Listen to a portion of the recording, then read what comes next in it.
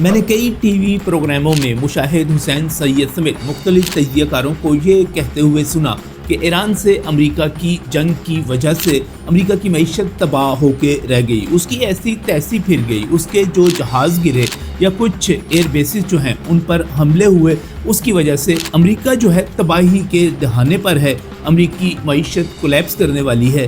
لیکن یہ باتیں تو اس وقت بھی کی جاتی تھی جب افغانستان کے ساتھ لڑائی ہو رہی تھی۔ نفع میں کون رہا، نقصان میں کون رہا؟ اور یہ جنگ کو آئیڈیالائز کرنے والے، یہ پاپولسٹ اپروچ والے، یہ ایران کو کیا افغانستان بنانا چاہتے ہیں؟ آئیے اس ویڈیو میں امریکہ اور ایران کے نقصانات کا حقیقی ایک تجزیہ آپ کے سامنے پیش کرتے ہیں۔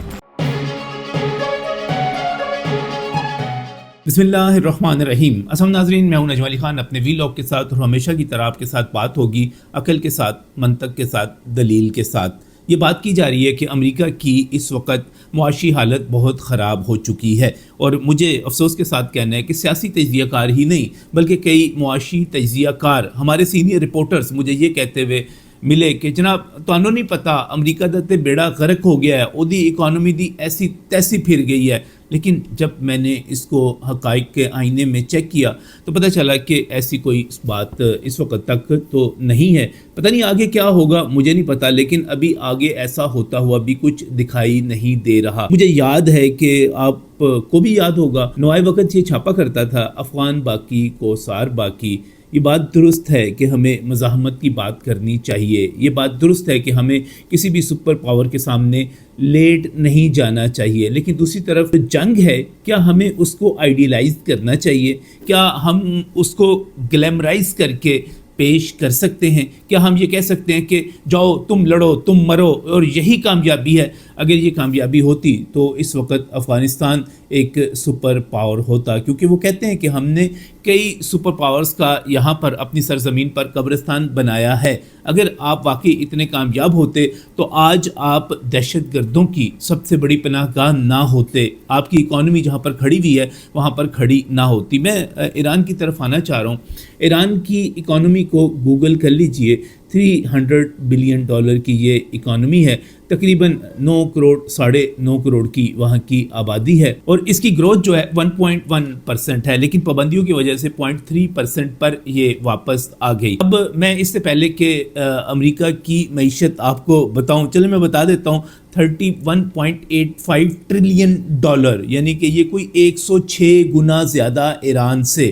اب آ جائیں اس نقصان کے اوپر کہ جو دونوں طرف سے بیان کیا جا رہا ہے۔ میں سب سے پہلے امریکہ کے نقصان کی بات کروں گا، جس کو مشاہد حسین سید صاحب، باقی تمام ہمارے جو دوست ہیں وہ بڑھا چڑھا کر بیان کرتے ہیں۔ اس وقت بیان کیا جا رہا ہے کہ $25 ارب کا جو فوجی خرچ ہے وہ امریکہ نے کیا ہے، اسلحے پر کیا ہے، بارود پر کیا ہے، باقی چیزوں پر کیا ہے۔ اس کے ساتھ ہی $25 ارب کے نقصانات، اس کے جو مختلف جہاز تباہ ہوئے یا مختلف ایئر بیسز پر حملے ہوئے، اس کا بیان کیا جا رہا ہے۔ مجموعی طور پر کتنا ہو گیا؟ $50 ارب۔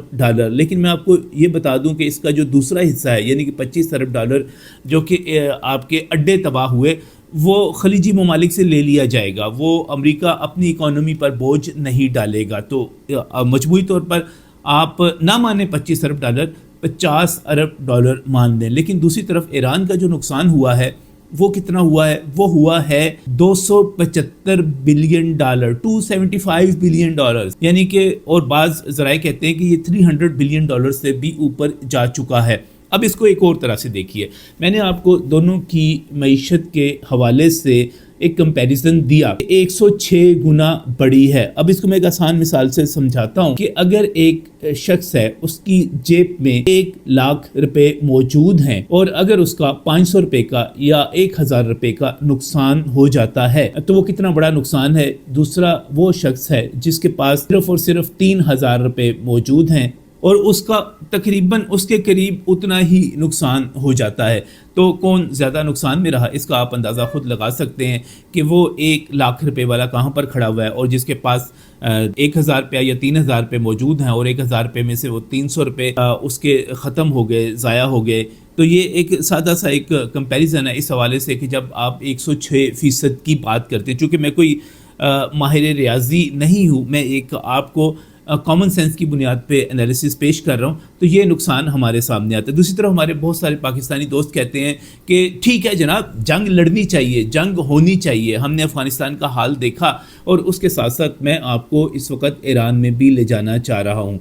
इस वक्त ईरान के जो मुख्तलिफ हिस्से हैं, ख़ास तौर पर जो जनूबी और मगरबी ईरान के फ़ौजी तनसीबात के करीब इलाके बयान किए जाते हैं, वहाँ पर बिजली का एक बड़ा तातुल मौजूद है। तेहरान में भी इस वक्त ज़्यादातर ब्लैक आउट रखा जाता है। ये कुछ अभी सूरत हाल बेहतर हुई जब पाकिस्तान ने सीज़ फायर करवाया और सीज़ फायर के बाद हमले रुके, तो कोई सूरत हाल बेहतर हुई है। लेकिन प्रैक्टिकली जो है आधे से ज़्यादा ईरान की बिजली जो है वो बिजली घरों और मुख्तलिफ जो उसका आप ये समझिए कि बिजली की ट्रांसमिशन लाइनों पे हमलों की वजह से या उन पर जो मिसाइल गिरे उनकी वजह से बिजली की सप्लाई मुअत्तल है। तो आधे से ज़्यादा ईरान जो है इस वक्त इस मुश्किल का शिकार है। लेकिन ये मुश्किल सिर्फ एक है, आपको ये सारी की सारी मुश्किलात इस वजह से पता नहीं चल रही क्योंकि वहाँ पर सिर्फ 2% आबादी को इंटरनेट की सहूलत हासिल है, और ये 2% आबादी जो है इनमें से बड़ी तादाद पासदाराने इनकलाब वालों की है। और आपको ये भी इल्म है कि जो ईरान की स्टॉक एक्सचेंज है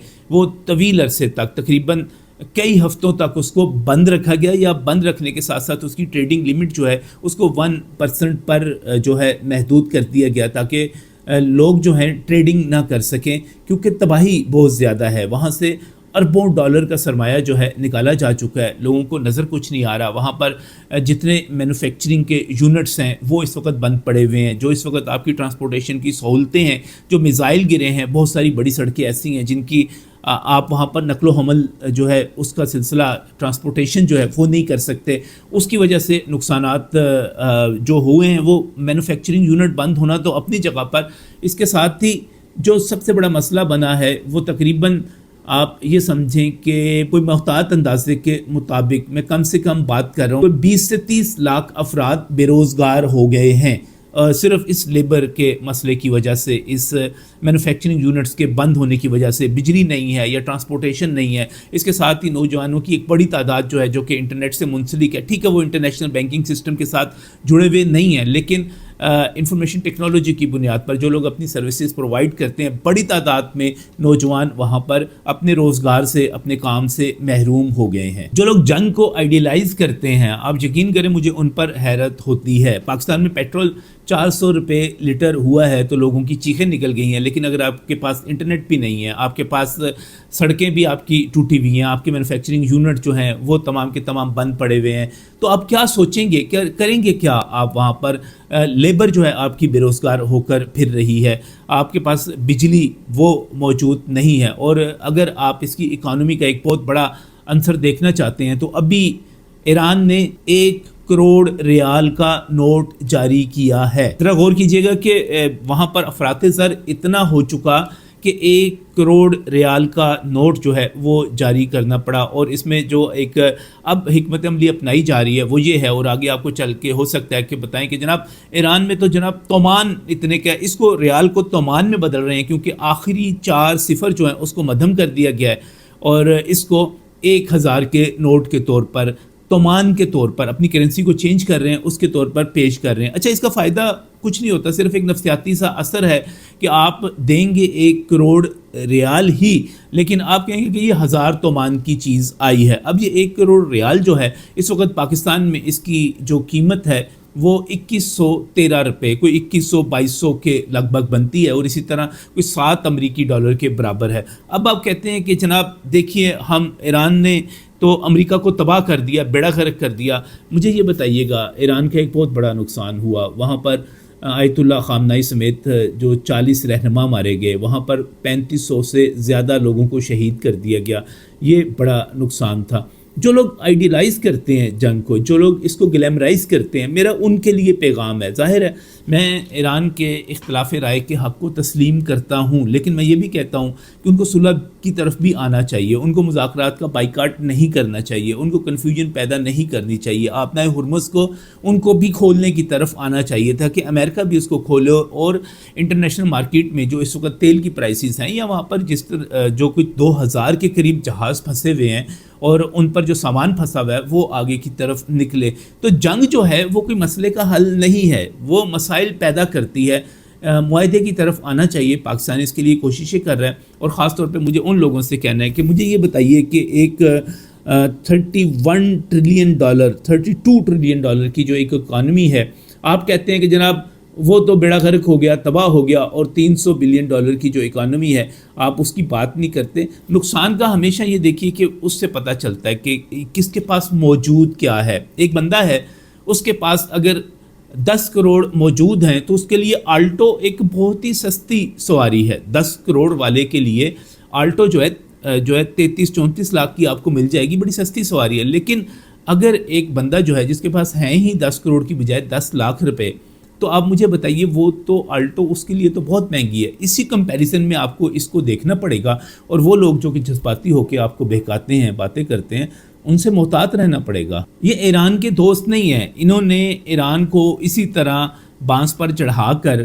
اس کو مروا کر خود تو ایک طرف ہو جانا ہے, خود مزے سے بیٹھے رہنا ہے. مشاہد حسین سید صاحب کا کیا جانا ہے, جانا تو ان کا ہے جن کو یہ بہکا رہے ہیں. اور خاص طور پہ میں پاسداران کے حوالے سے بات کروں گا کہ مجھے کہنا ہے کہ پاسداران جو ایران کے ہیں ان میں اور جو طالبان افغانستان کے ہیں ان میں کوئی فرق نہیں ہے. مجھے یہ کہنے میں کوئی آر نہیں ہے کہ ہم نے طالبان کی حمایت کی, ہم نے غلطی کی, غلط رہا, اس کا نتیجہ دیکھ لیجئے. اور اسی طرح اگر ہم پاسداران کی حمایت کریں گے تب بھی غلطی کریں گے, اس کا بھی خمیازہ بھگتنا پڑے گا. یہ ایک ہی سکے کے دو رخ ہیں.